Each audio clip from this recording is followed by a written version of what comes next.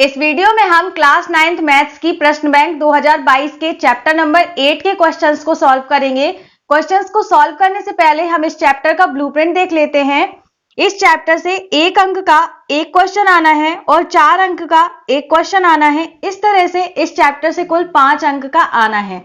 इसमें आपके question number 1 से 4 तक वैकल्पिक प्रश्न दिए हैं। तो इस वीडियो में हम क्वेश्चन नंबर 5 और 6 को सॉल्व करेंगे।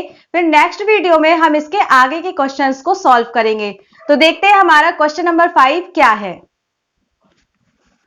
क्वेश्चन नंबर 5 है, एक चतुर्भुज के कोण 3:5:9:13 के अनुपात में है, तो इस चतुर्भुज के सभी कोण ज्ञात कीजिए। यहां पर हमें चतुर्भुज के कोणों का अनुपात दिया गया है और सभी कोण ज्ञात करने हैं। तो आप जानते हैं कि जब भी हमें कोई संख्या अनुपात में दी होती है तो हम उसे x के साथ मानते हैं। तो इस तरह से हम यहां पर मान लेंगे कि चतुर्भुज के कोण क्या क्या हो जाएंगे, 3x, 5x, 9x और 13x। ठीक है, अब हम जानते हैं कि चतुर्भुज के सभी कोणों का योग 360 अंश होता है। तो हम यहां पर लिख सकते हैं 3x plus 5x plus 9x plus 13x बराबर 360 अंश। अब इन सभी को जोड़ेंगे तो आएगा 30x बराबर 360 अंश। अब देखिए x के साथ 30 गुणा कर रहा है तो ये बराबर किस तरफ आएगा, तो भाग करेगा। तो ये हो गया 360 अंश भागे 30। यहां पर 1 0 से 1 0 कट जाएगा। यहां आ गया x बराबर 36/3। अब 3 से भाग दे देंगे, 3 एकम 3 और 3 दूनी 6, यानी x बराबर आ गया हमारा 12 अंश। अब हमने चतुर्भुज के कोण क्या माने थे, 3x, 5x, 9x और 13x। तो इन्हीं के हम मान निकाल लेंगे। जो पहला कोण है वो 3x है, मतलब 3 गुणा 12 यानी 12×3 36 अंश। फिर 5x माना था, मतलब 5 गुणा 12 तो 12×5 60 अंश। 9x तो 9 गुणा 12 तो 12×9 108 अंश। फिर 13x माना तो 13 गुणा 12 तो 12×3 36 का 6 हासिल 3, 12 एकम 12 और 3 15 तो 156 अंश। तो इस तरह से हमने इस चतुर्भुज के चारों कोण ज्ञात कर लिए। अब हम करेंगे क्वेश्चन नंबर 6। क्वेश्चन नंबर 6 है, यदि एक समांतर चतुर्भुज के विकर्ण बराबर हैं तो दर्शाइए कि वह आयत है। यहां पर हमने ABCD एक समांतर चतुर्भुज लिया है जिसमें कहा गया है कि इसके विकर्ण बराबर है, मतलब विकर्ण AC बराबर है विकर्ण BD। ठीक है, तो हमें सिद्ध करना है कि यह समांतर चतुर्भुज आयत है। तो देखिए आयत क्या होता है, आयत एक ऐसा समांतर चतुर्भुज होता है जिसका एक कोण 90 अंश का होता है। तो ये समांतर चतुर्भुज तो है, अगर हम इसका एक कोण, कोई भी एक कोण 90 अंश का सिद्ध कर देते हैं तो ये आयत सिद्ध हो जाएगा। ठीक है, तो चलिए क्वेश्चन को सॉल्व करते हैं।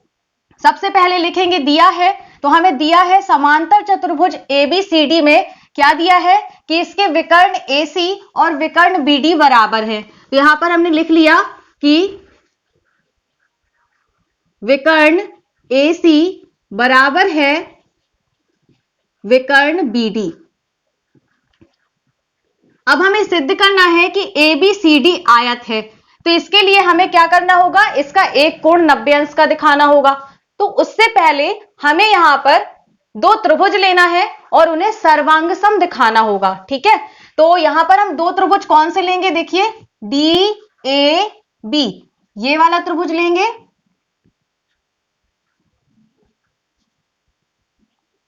और CBA, ये वाला त्रिभुज लेंगे।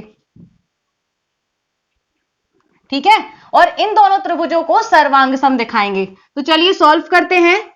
सबसे पहले त्रिभुज DAB व त्रिभुज CBA में, यहां पर देखिए हमें कोई भी 3 चीजें बराबर दिखानी है।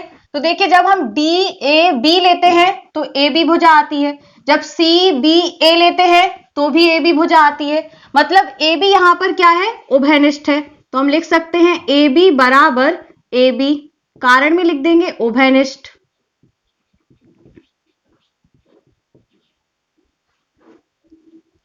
और देखिए क्या बराबर है, जब हम डी ए बी त्रिभुज लेते हैं तो इसमें जो बी डी है विकर्ण वो बराबर है, और जब सी बी ए त्रिभुज लेते हैं तो इसमें ए सी विकर्ण बराबर है। ये तो हमें दिया गया था, तो हम लिख सकते हैं कि बी डी बराबर ए डी। यहां पर लिख दीजिए दिया है। अब तीसरी चीज क्या बराबर है, तो देखिए यहां पर हमें समांतर चतुर्भुज दिया गया है, तो समांतर चतुर्भुज की सम्मुख भुजाएं बराबर होती हैं, तो हम कह सकते हैं कि जो एडी भुजा है वो बीसी के बराबर होगी, क्योंकि ये समांतर चतुर्भुज की सम्मुख भुजाएं हैं। तो ये भी लिख देते हैं एडी बराबर बीसी, कारण में लिख देंगे समांतर चतुर्भुज की सम्मुख भुजाएं हैं।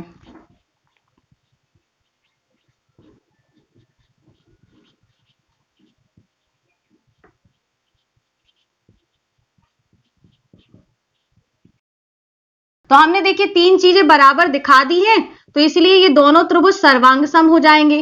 तो डी ए बी त्रिभुज सी बी ए ये सर्वांग सम हो जाएंगे। किस सर्वांग समता से होंगे, देखिए हमने ये भुजा दिखाई, ये भुजा दिखाई और ये भुजा दिखाई, तो तीनों ही भुजाएं हैं, मतलब साइड साइड साइड सर्वांग समता से। आई होप कि आपको यहां तक तो समझ में आ गया होगा। अब देखिए अगर हमने इन दोनों त्रिभुजों को सर्वांग सम दिखा दिया है तो इसका मतलब है कि यहां पर जो कोण ए बनेगा और जो कोण बी बनेगा वो भी कैसे होंगे, बराबर होंगे, क्योंकि ये सर्वांग सम त्रिभुजों के संगत अवयव से हम इनको बराबर लिख सकते हैं। तो कोण ए बराबर लिख दिया कोण बी, कारण में लिख दिया सीपी सीटी से। अब यहां पर देखिए ये समांतर चतुर्भुज है, तो इसका मतलब है कि जो ये एडी है और जो बीसी है वो कैसी रेखाएं हैं, समांतर रेखाएं हैं, और जो AB है ये AB ये क्या होगी, ये समांतर रेखाओं के लिए ये तिर्यक छेदी रेखा का काम करेगी। ठीक है, तो यहां पर जो कोण A बनेगा और जो कोण B बनेंगे, तो देखिए यहां पर ये दोनों ही कोण तिर्यक छेदी रेखा के एक ही ओर बने हुए हैं, ऊपर बने हुए हैं, तो इन दोनों कोणों का योग 180 अंश हो जाएगा। तो हम यहां पर लिखेंगे चूंकि AD समांतर BC है व AB तिर्यक छेदी रेखा है,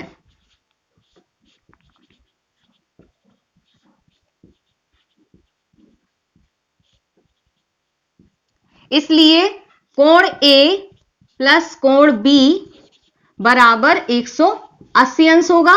कारण में लिख दीजिए तिर्यक छेदी रेखा के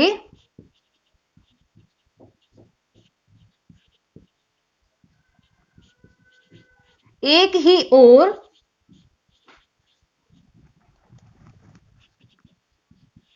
बने कोण हैं।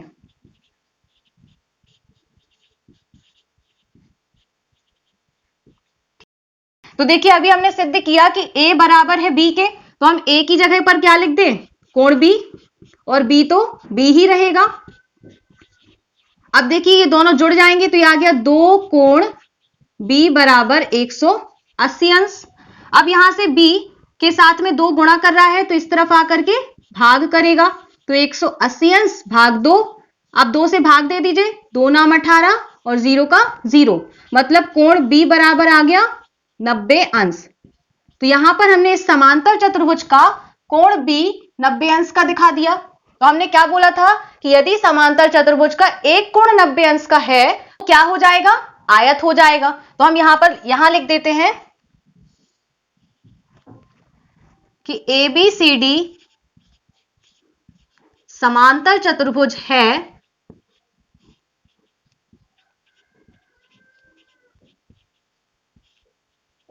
जिसका एक कोण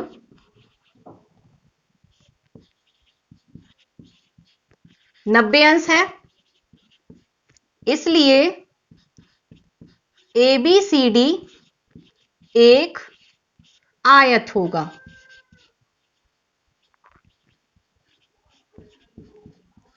ठीक है, तो हमने यहां पर क्या किया, दो त्रिभुज लिया और उनको सर्वांग सम दिखा करके कोण ए और कोण बी को बराबर दिखा दिया।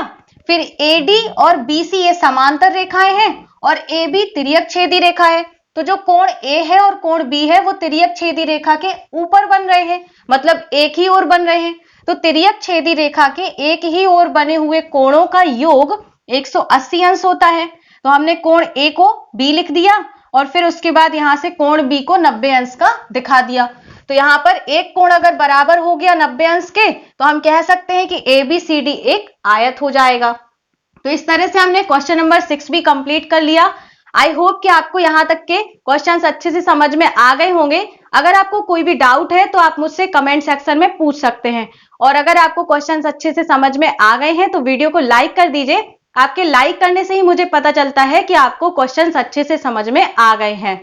और अपने फ्रेंड्स को भी ज्यादा से ज्यादा शेयर करिए ताकि उनकी भी इस वीडियो से हेल्प हो सके। अगर आप मेरे चैनल पर पहली बार आए हैं तो चैनल को सब्सक्राइब करके नोटिफिकेशन बेल आइकन को प्रेस करके ऑल पर जरूर क्लिक कर दीजिए ताकि आपको प्रश्न बैंक के आगे आने वाले वीडियोस की नोटिफिकेशन मिल सके। तो मिलते हैं नेक्स्ट वीडियो में। Thanks for watching this video.